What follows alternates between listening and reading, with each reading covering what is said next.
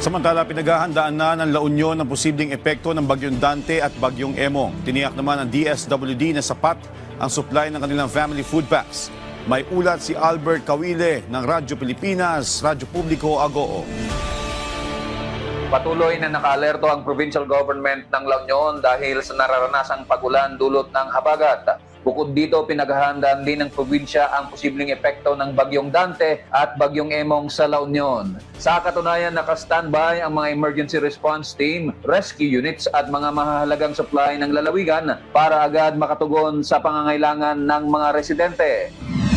Samantala, patuloy ang pamamahagi ng Department of Social Welfare and Development Field Office 1 ng family food packs sa mga naapektuhan ng pagbahang dulot ng Bagyong Krising. Kahapon, umabot sa 680 na pamilya sa 5 barangay sa Bawang ang nabigyan ng family food packs. Ang bayan ng Bawang kasi ang may pinakamataas na bilang ng mga pamilyang naapektuhan ng Bagyong Krising sa La Union. Pagtitiyak ng DSWD, may sapat na bilang ng family food packs at iba pang tulong ang nakahandang ipamahagi sa mga apektadong pamilya kung kinakailangan. Mula sa La Union, para sa Integrated State Media, Albert Kawile ng Radyo Pilipinas, Radyo Publiko, Agoo.